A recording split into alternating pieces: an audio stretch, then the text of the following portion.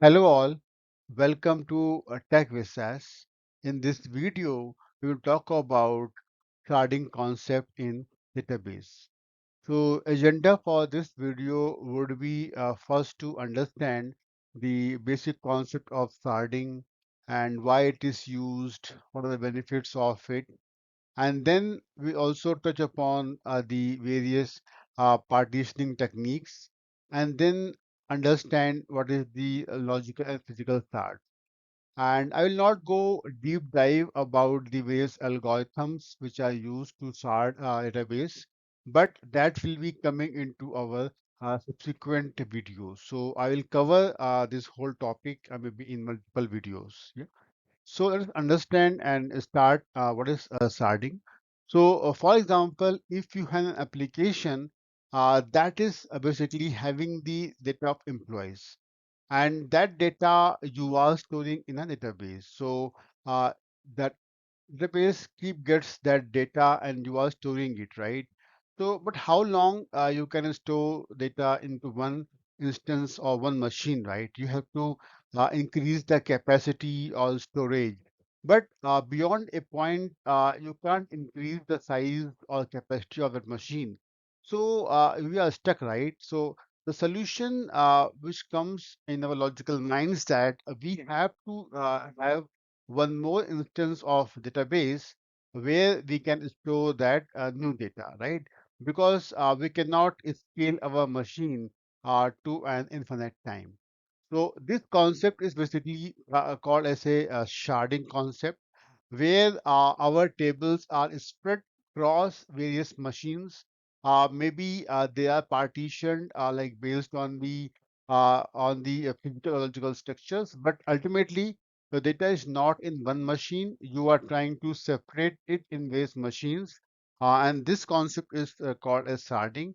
And it is used because when it grows beyond a point where we cannot scale our existing DB to sustain for a long time, right? So, for example, if you have a database which is having like a storage of 1 terabyte and having the users in tune of 1 million, right? So, what we can do, we can basically create like four partitions over there, and maybe we can divide this data among these partitions, and we can also say them shards, so that what happens that the query and performance, whatever we want to achieve in the application, becomes very good. Because if you are having a very huge database and you are querying on that, so that query has to go to whole database, right? Scan that whole, all the table, all the rows, right? But when you have like small databases or small partitions of that but big database, so it becomes very easy. So that's why uh, whenever our database grows beyond a point, then we have to shard it into multiple instances of the databases. Like, so now let us understand the types of partitioning, because now when we want to shard, right, we have to understand what technique or what trick we have to use when we are sharding it, right? Suppose you have a table, and that table is having like four columns, right? So now one way of partitioning this table is to partition by column. So like employee ID will go to one instance of like partition database, right? Then employee name will go to different database instance. Similarly, we can also store data by column, right? So whenever we are partitioning our tables in a columnar way, right? We are breaking the by column, then we call it as a vertical partitioning, right? But there's a second way also. So suppose you have a similar table, and then you are basically partitioning your data as a row, right? Suppose you want to partition first row into like as a row one, right? So that will go to the one database instance. Likewise, you can partition row two, row three. So what happens that you are partitioning data in a row manner, right? Horizontally. So this is called as a horizontal partitioning or sharding. So whenever we are partitioning our table horizontally or row wise, and we are spreading our one very big table into the multiple machines or multiple partitions horizontally, then we call as a sharding, right? So whenever somebody asks you what is sharding, then you can say that whenever we are partitioning our table in horizontal manner, then it is basically a sharding of a table, right? So now let us understand the logical and physical shards. So, for example, I will take that you have a big database and you want to like basically shard it, right? So whenever you have the actual physical machines which are holding your data, right? Suppose, for example, you break it into two databases like DB1 and DB2.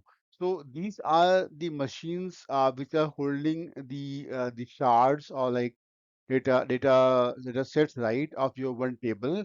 And then these are like a physical card because whatever data whatever machines are there, we can know them physically, right? We can find the IP address, whatever, like, so these are physical cards, okay. But when you are doing some kind of a logical partitioning in one database instance, and that resides on same machine, but logically you can separate them. Maybe you can separate them by the key ranges, okay. So that is called as a physical shard, right? So here we can see that both DB1 and DB2 have two partitions. So that those partitions will be called as a logical shard. But the actual machines which are holding data and these logical shards will be called as a physical shard. Okay. So yeah, this is basically we have to yeah, understand like more on like how we do sharding, like algorithms, and what are the various ways by we can split the data into the various shards. So that we will see in our next videos where I will explain the algorithm, or like how can we spread our table into multiple logical shards. So now let us understand a few benefits of sharding.